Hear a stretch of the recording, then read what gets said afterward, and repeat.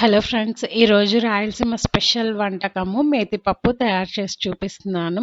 So దానికి కావాల్సిన items జీలకర్ర, మెంతులు, ధనియాలు, చింతపండు, ఉల్లిపాయ, టమోటాలు, కందిపప్పు, మీ స్పైస్కి సరిపడే ఎండుమిర్చి, చిన్నుల్లిపాయ, అలాగే చింతపండు అనమాట.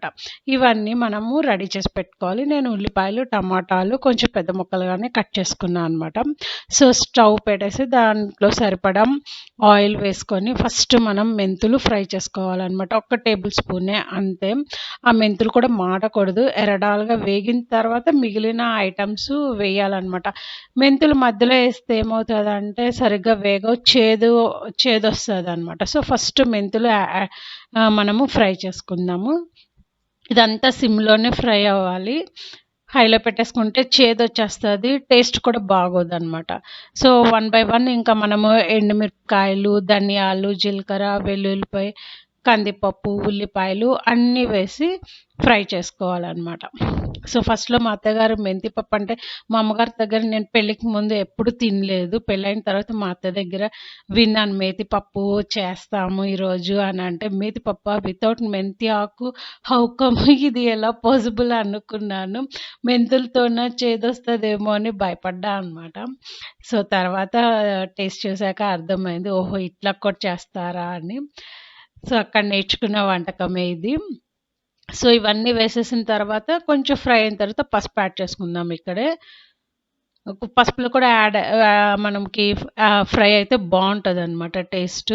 సో కొంతమంది ఏంటంటే ధనియాలు అలాగే వేసుకోవచ్చు, లేదా ధనియాల పౌడర్ అయినా వేసుకోవచ్చు అనమాట.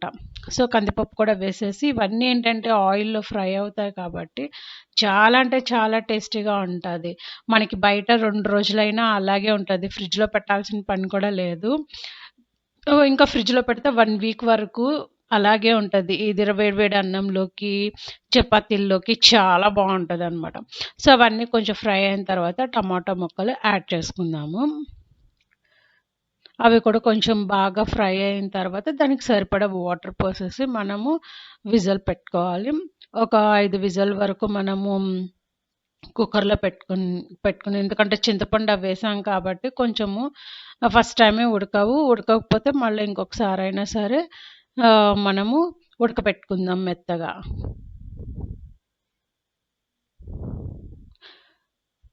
ఇంకా దాంట్లోకి నేను ఫస్ట్ ఉప్పు యాడ్ చేయలేదు కదా, ఇంక ఇప్పుడు ఉప్పు యాడ్ చేసి దాన్ని బాగా రుబ్బేసుకున్న తర్వాత తాలింపు కొంతమంది ఏంటంటే ఇంక ఇంతటితోటి స్టాప్ చేసేస్తారు. బాగా రుబ్బేసుకున్న తర్వాత ఇంకా అలాగే వేడివేడి అన్నంలోకి వేసుకొని తినేస్తారు నెయ్యి వేసుకొని. సో నేను ఏంటంటే తాలింపు పెడతాను అనమాట. అదొక టేస్ట్ అనమాట మళ్ళీ తాలింపు పెడితే. సో కడాయి పెట్టుకొని మళ్ళీ దాంట్లోకి సరిపడా ఒక 2 టేబుల్ స్పూన్లు తీసుకొని ఆవాలు, జీలకర్ర, వెల్లుల్లిపాయ, కరివేపాకు, ఇంకొంచెం స్పైస్ ఎక్కువ కావాలనుకునే వాళ్ళు ఎండుమిరపకాయలు కూడా యాడ్ చేసుకోవచ్చు. సో ఇవన్నీ వేసుకొని